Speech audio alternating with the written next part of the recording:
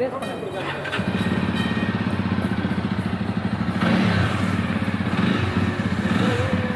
வணக்கம். இன்றைக்கி வந்து நம்மளோட ஜாவா வந்து டெலிவரி எடுக்க போகிறோம். பைக்கு ஜாவா 42 2.1 வந்து நான் வாங்கியிருக்கோம். டெலிவரி எடுக்க போகிறோம். ஸோ இங்கேருந்து நம்ம வந்து இப்போது அண்ணா நகர் ஜாவா ஷோரூம் போகலாம். எல்லோரும் வாங்க. இப்போ வந்து ஷோரூமுக்கு வந்து ஆட்டோவில் தான் போகிறோம். ஆட்டோ புக் பண்ணியிருக்கோம். ஆட்டோ வந்துட்டு இருக்கு. பூந்தமல்லியிலேருந்து வண்டி ஓட்டு வந்துட்டான். இங்கேருந்து போகிறதுக்கு சோம்பேறித்தனை போடுறோம். ஆமாம், போயிட்டு வந்து இங்கேருந்து பூந்தமல்லி போகணும்ல. கங்க்ராச்சுலேஷன்ஸ், புது பைக் எடுக்க போறீங்க. தேங்க்யூ. நீங்கள் எல்லாருக்கும் ட்ரீட் வைக்கிறேன்னு வேறு சொல்லியிருக்கான். அதெல்லாம் ஆல்ரெடி வச்சுட்டேங்க. புக் பண்ணோடனே ட்ரீட் வச்சுட்டேன். இதுக்கப்புறம் ட்ரீட் கிடையாது. ஏன்னா இஎம்ஐ கட்டணும். ஆட்டோ வந்துடுச்சு. எல்லாருமே தான் இதில் ஓலால கூட அதுதான் சொல்கிறாங்க. ஓலா பண்ணி போடாதீங்க. அப்படியே போயிடலாம். ஓலாலையும் சரி யூபிலையும் சரி வந்து கமிஷன் எடுத்துக்கிறாங்களா? நாங்க தான் கமிஷன் போனோம். இவனுக்கு எங்களுக்கு முன்னாடியே எடுத்துக்கிறாங்க. அதனால பார்த்துட்டு எல்லாரும் சொல்லி. ஆனால் ரெண்டுமே ஒரே கமிஷன் தானே வரும். மாறுமா உங்களுக்கு? மாறுது. யூபர்ல இப்போ அதிகமாக பிடிக்கும். அப்படியே ஆப்போசிட் ஆச்சு. ஃபர்ஸ்ட் இவன் அதிகமாக பிடிச்சிருந்தா ஓலால அதிகமாக பிடிச்சிருந்தா யூபர் கம்மி. அப்படியே ஆப்போசிட் ஆச்சு. அதனால யூபர் யாரும் எடுக்கிறது இல்லை.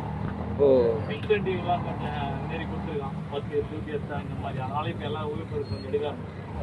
ஓகே. கோயம்பேடு மார்க்கெட் கிட்ட போயிட்டு இருக்கோம்.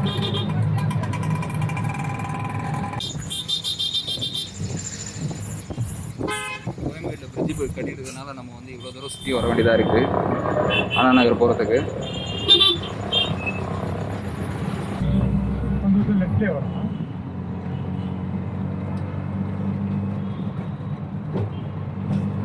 எங்கே தாங்க.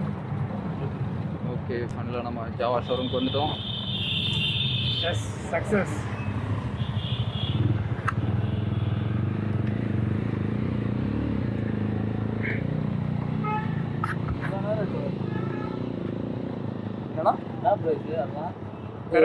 இது 1 லட்சம் பெராக்கா. பெராக் வந்து 2,34,000 வரும். கிளாசிக்காக அதுக்கு ஒன்றும் வித்தியாசம் இல்லை போல.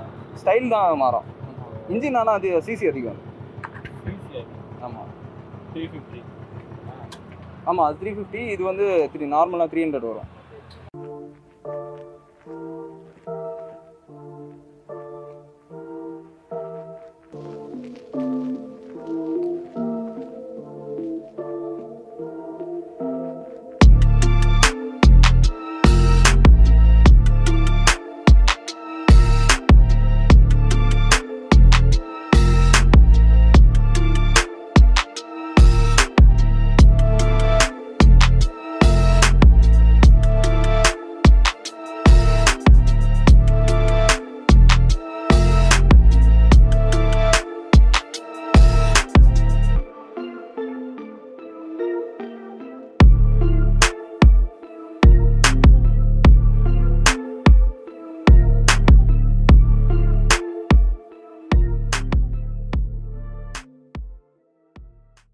கடைசியாக வந்தாச்சு ஜாவா ஷோரூம்.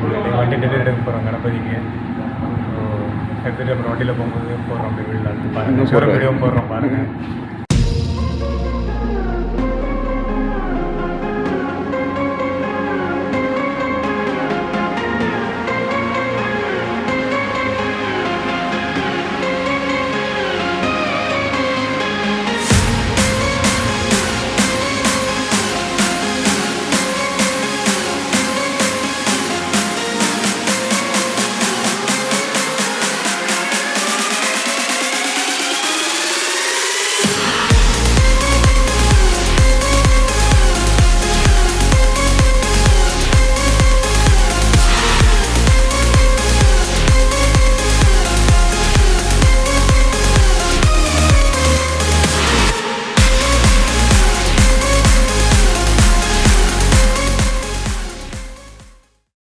ஏபிஎஸ் பிளிங்க் ஆகும் bro. Okay bro. ABS blink ஆகிட்டு இருக்கீங்களா?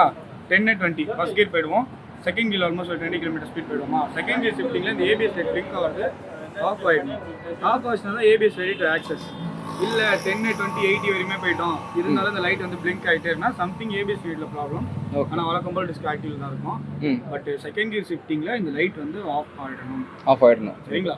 அடுத்து வந்து நியூட்ரல் இண்டிகேட்டர்ஸ் 1 down 5. நியூட்ரல் கீழே ஒரு முக்கியமான லைட் இன்ஜின் லேம்டா சென்சார் சொல்லுவாங்க. அந்த சென்சார் எதை குறிக்குதுன்னா fuel injector sensor, radiator sensor, ABS sensor. அந்த சென்சார் சம்மந்தப்பட்ட எதனா பிரச்சனை அந்த லைட் எரிய வரும்.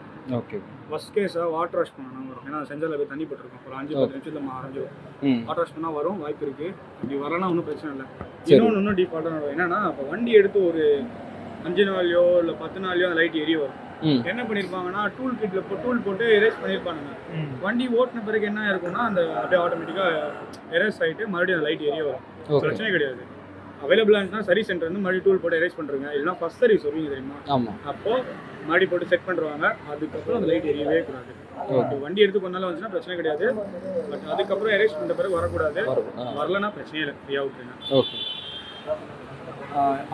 Indicators right left centre, fuel gauge, இந்த லைட் இருக்குங்களா, பம்ப் லைட் இருக்குங்களா, அந்த லைட் வந்து எரியாது. எப்போ எரியாதுன்னா 14 லிட்டர்ஸ் டேங்க் கெப்பாசிட்டி 2.5ல ரிசர்வ் விழுந்துடும். ரிசர்வ் விழுந்துச்சுன்னா அந்த லைட் எரியாது. ரிசர்வ் இருந்துச்சுன்னா எரியாது. ஓகே.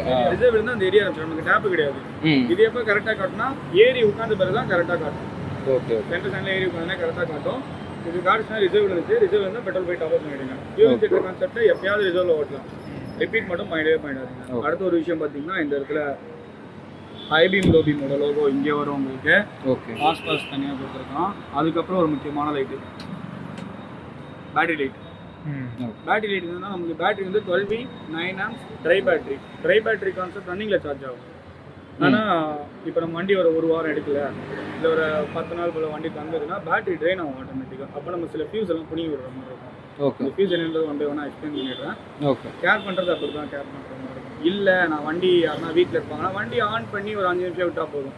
இந்த ஒரு நாளைக்கும். இல்லை வீட்டில் யாருமே இருக்க போதுன்னா ஃபியூஸ் ரிமூவ் பண்ணி விட்டுருங்க. இல்லை அதையும் மீறி மிஸ் பண்ணிட்டேன்னா செகண்ட் கியரை போட்டு ஜம்ப் ஸ்டார்ட் பண்ணுங்க. அப்புறம் ஒரு 5 நிமிஷம் ஐடிங்கில் விட்டா சில மாடி சார்ஜ் ஆகிடும். கால் டேங்க், கரெக்ட் டேங்க், முக்கால் டேங்க் அந்த மாதிரி தான் காட்டும். ஓகே. ஏன்னா உங்களுக்கு ஒரு 2.5 அந்த ரேஞ்சுக்குள்ளே தான் இருக்கும். 3 லிட்டர்ஸ் மேக்ஸிமம்னு வச்சுக்கோங்களேன். ஓடோமீட்டர் எவ்வளோ கிலோமீட்டர் டச் ஆகிருக்குன்றது இருக்குது. சைட் லாக் பார்த்தீங்கன்னா செப்பரேட்டாக வரும்.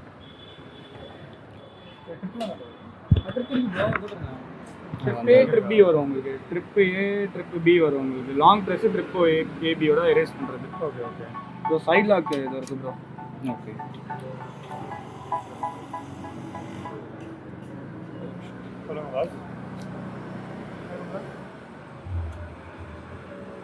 கீ ஸ்ப்ரே அடிச்சு. Okay.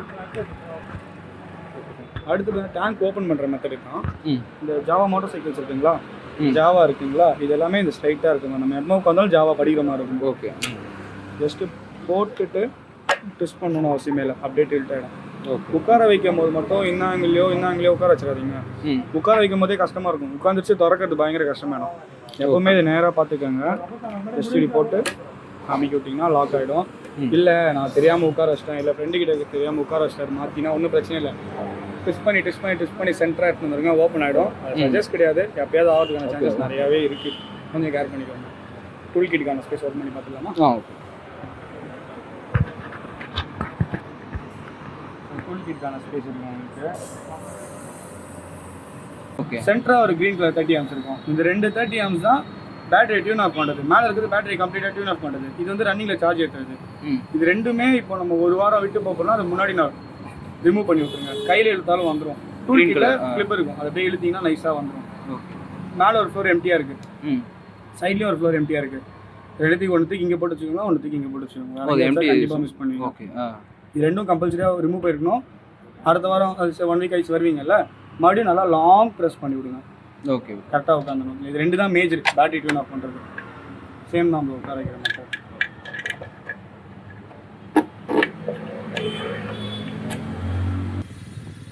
First right on Java இப்போ தான் ஃபஸ்ட் டைம் ஓட்டுறேன் வண்டி.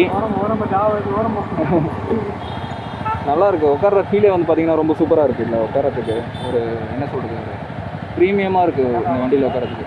கேமரா ஆன் பண்ணி தான் பேசிகிட்டு இருக்கேன். அது டிஸ்பிளே ஆஃப் ஆகிடும்டா. ஆமாம், எல்லாம் சார்ஜ் நிற்காது. ஸோ இது நம்ம நிஞ்சா வச்சுக்கிறது நம்மளோட ஃப்ரெண்டு பிரசாந்த். அப்புறம் நம்ம சதீஷ் வந்து MT-15 வச்சுருக்காரு. நிஞ்சா 650 இப்போ தான் ஒரு 2 months ஆகுது பிரசாந்த் எடுத்து. அதுலேயும் ஒரு ரைடு நான் உங்களுக்கு ரிவ்யூ போடுறேன், நிஞ்சா 650 எப்படின்னு சொல்லிட்டு. ரொம்ப நேரம் ஆகுது சிங்கிள்.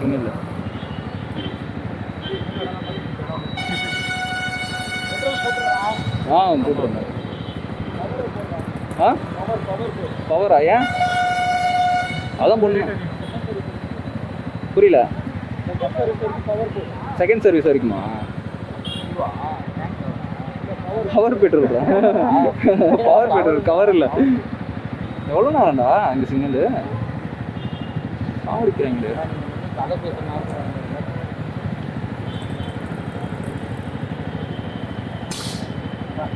வெடிக்குது.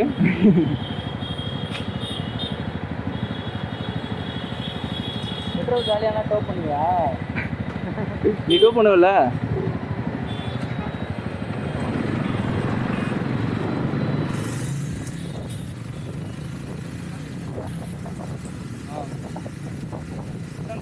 பறந்துருக்குன்னா நம்ம அப்படி போகக்கூடாது. ஏன்னா வந்து பார்த்தீங்கன்னா புது வண்டி பசங்க முடியறதுக்கு பொறுமையாக ஓடும். இந்த ஆர்பிஎம் காட்டாது. இந்த ஆர்பிஎம் செம்மையாக இருக்கு பாரு வண்டி. செம்மனுக்கு வண்டி வந்து பார்த்தீங்கன்னா சுத்தமாக வைப்ரேஷனே இல்லை. ரொம்ப ஸ்மூத்தாக இருக்குது வண்டி ஓடுறதுக்கு.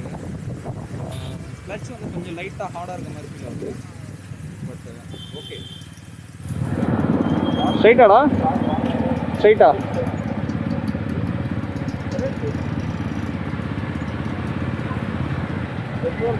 பவரே போடும்.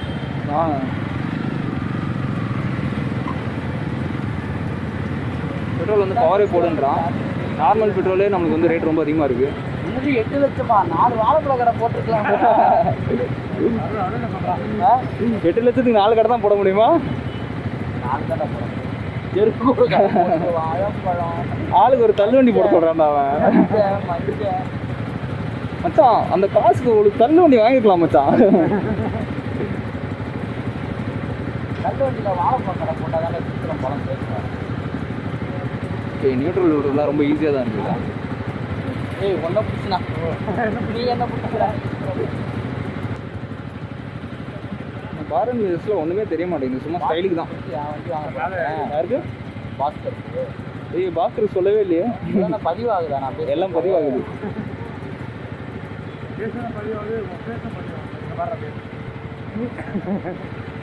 இது பணம் மூஞ்சே தெரியாது.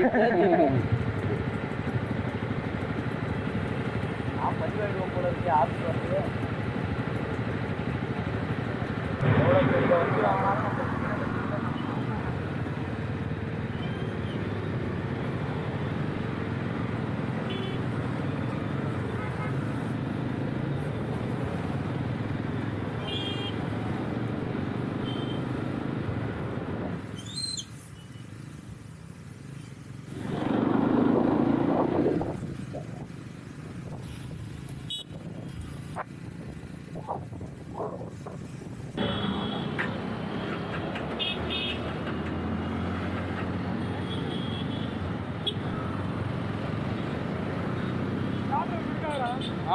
அது ஆட்டோமேட்டிக்காக வந்துருக்குறா.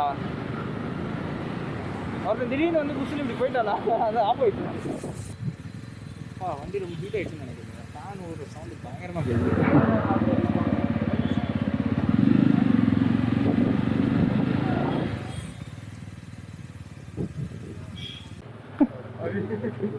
சரி பாய்டா. போப்பா. சரிடா. ஓகே, பிரசாந்த் வீட்டிலேருந்து கிளம்பியாச்சு. பாய்டா. அப்படியே ஸ்ட்ரைட்டாக போயிட்டு பெட்ரோல் போட்டுட்டு அவன் வீட்டுக்கு போயிடலாம். இவன் ஒருத்தன் வீலாக் பண்ண விட மாட்டேங்கிறான். அப்போது போய் ஆன்னு கேட்கலாம்.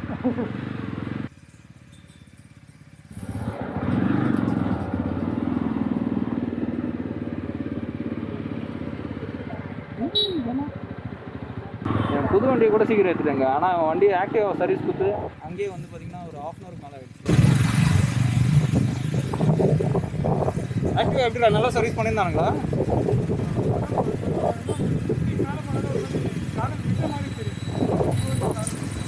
அப்படியா? ஆக்டிவா சர்வீஸ் கொடுத்து நான் 50 மேலே போனால் ஏதோ ஒரு ப்ராப்ளம் இருக்குன்னு சொல்லியிருக்காங்க. ஏன்னா அவன் பேட்ரி மாற்றிருக்கான். இப்போ 3 months தான் ஆச்சு. அதுக்குள்ளே பார்த்தீங்கன்னா பேட்ரி வந்து போயிடுச்சு. அதுவும் வாரண்டி கார்டை வர எங்கேயும் வச்சுட்டான் போகுது. ஸோ வாரண்டி கிளைம் பண்ண முடியாது. புது பேட்ரி தான் போட்டாங்க. எப்படி 3 மாதத்துலேயே ஒரு வண்டியோட பேட்ரி வந்து போகணும். இன்னைக்கு நம்ம எங்கே போனாலும் டிராஃபிக் ஆகுது. ஓ மை காட், இந்த ரோட் டிராஃபிக்கே இருக்காதுடா எப்பயுமே.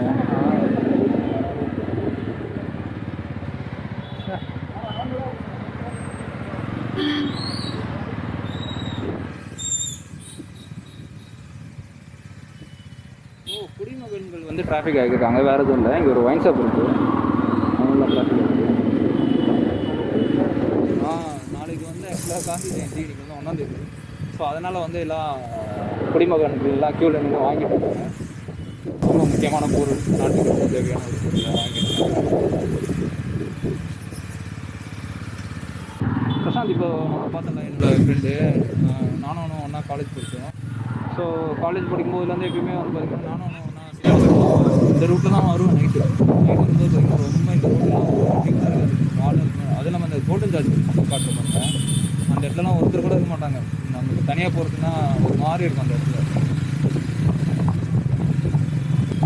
வண்டி உண்மையிலே எனக்கு ஓட்டுறதுக்கு ரொம்ப பிடிச்சிருக்கு. நான் எடுத்த வண்டின்னு சொல்கிறது அதுக்காக சொல்கிறேன். நார்மலாக வந்து பார்த்திங்கன்னா இந்த வண்டி வந்து ஓட்டுறதுக்கு ரொம்ப நல்லாயிருக்கு. க்ரூசர் பைக் வந்து இந்த ப்ரைஸில் வந்து இது ஒரு நல்ல வண்டி. ஆக்சுவலாக ஒரு 2,50,000 நீங்கள் செலவு பண்ணிங்கன்னா க்ரூசர் பைக்கில் இந்த செக்மெண்ட் நீங்கள் எடுத்தாங்க வண்டி எடுக்கலாம். ராயல் என்ஃபீல்டு வந்து நல்லா தான் இருக்குது, புதுசாக அப்டேட் பண்ணி நிறைய ஃபீச்சர்ஸ்லாம் கொடுத்துருக்காங்க. பட்டு எல்லாருமே ராயல் என்ஃபீல்டு போகிறதுனால நம்ம டிஃப்ரெண்ட்டாக ஒன்று ட்ரை பண்ணலாம். அது இல்லாமல் பார்த்திங்கன்னா ஜாவா புது ஒரு பிராண்ட் நம்ம எடுக்கும்போது நல்லாயிருக்கும். யூஸ்வலாக எல்லாம் யூஸ் பண்ணிட்டு இருக்க இது பிராண்ட் போகாமல் நம்ம புது பிராண்ட் போகும்போது நல்லாயிருக்கும். ஸோ அதுக்காகவே தான் நான் ஜாவா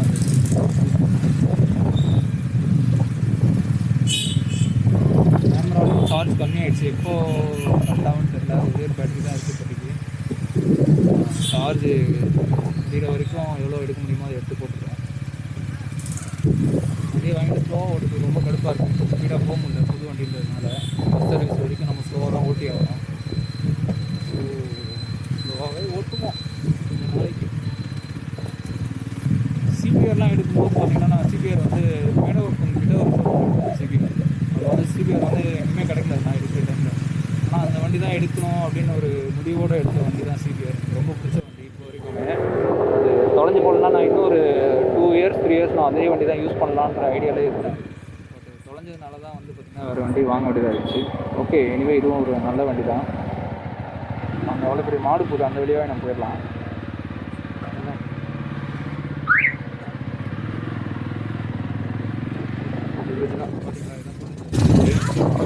தெரியும் வேறு எல்லா வண்டியும் போவோம். இப்போ வந்து ஒரு 2 வீலர்ஸ் பண்ணலாம். இந்த ஃப்ரிட்ஜு ரொம்ப பழசாகிடுச்சு அப்படின்றதுனால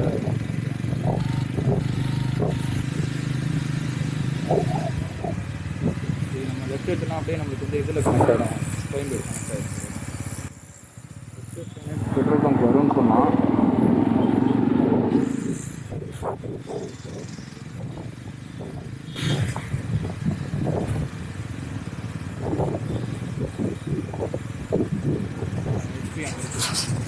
பெட்ரோல் போட்டு போயிடலாம்.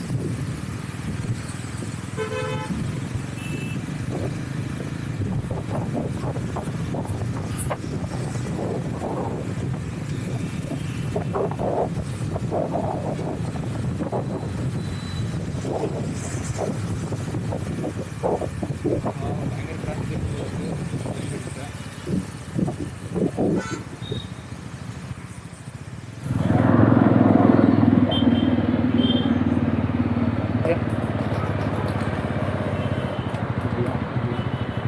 பவரை பண்ணணும்.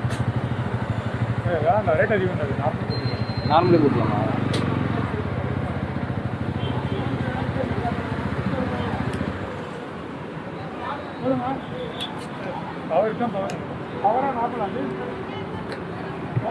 சரி போடுங்க, 300 போடுங்க. ஓ பரவாயில்ல, ஒரு தடவை போடுவோம்.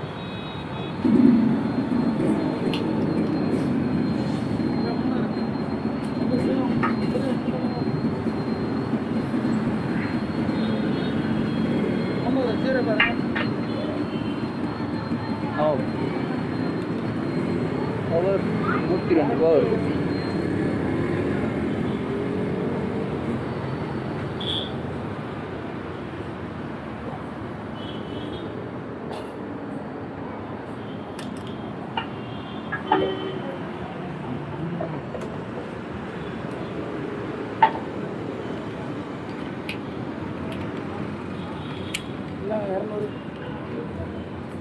கையில் வச்சுக்கோங்க வாங்கிக்கிறேன்.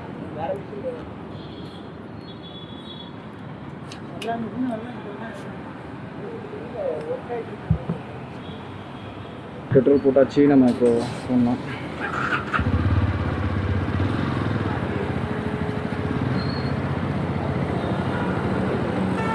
ரெண்டு மேலே போனால் ஆப்ரேட்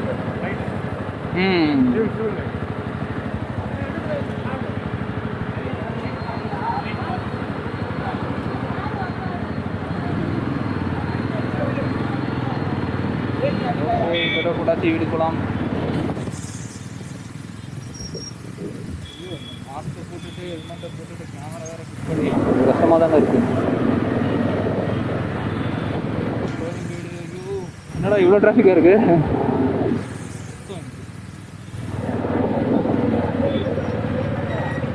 ஓகே, டிராஃபிக் முடிஞ்சதுக்கப்புறம் வீலாக் நான் கண்டினியூ பண்ணுறேன். ஓகே, நம்ம வந்து ஆல்மோஸ்ட் வீட்டுக்கு வந்தாச்சு. ஸோ நம்ம லாக் வந்து நான் இங்கேயே வந்து க்ளோஸ் பண்ணிக்கிறேன்.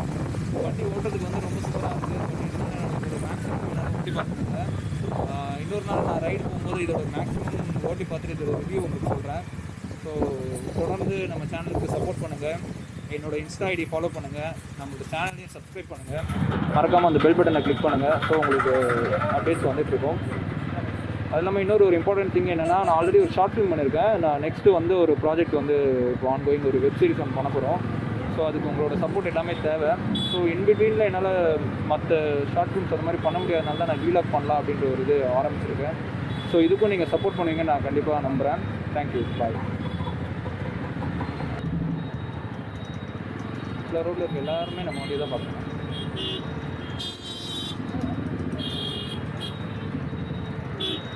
இன்னைக்கு என்னடா நம்ம எங்கே போனால் டிராஃபிக்காக இருக்குது.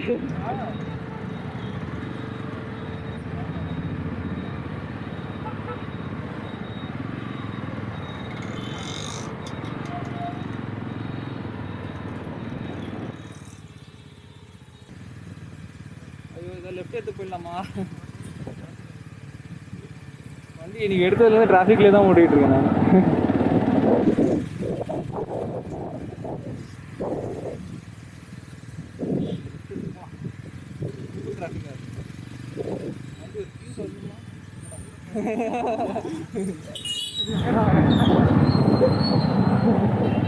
நான் கேமரா பார்த்துட்டு அப்படியே ஓட்டுற திடீர்னு பார்த்தா புதுசுன்னு போயிட்டான்.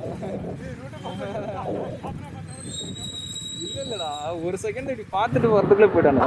ஐயோ, இடிக்கிறான். இல்லை, லாக் போயிட்டு தான்.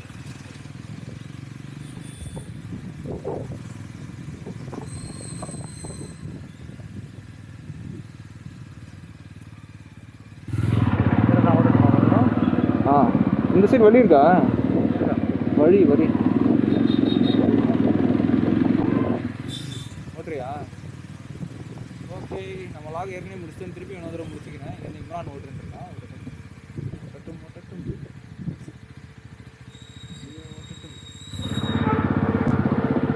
Bye bye, see you.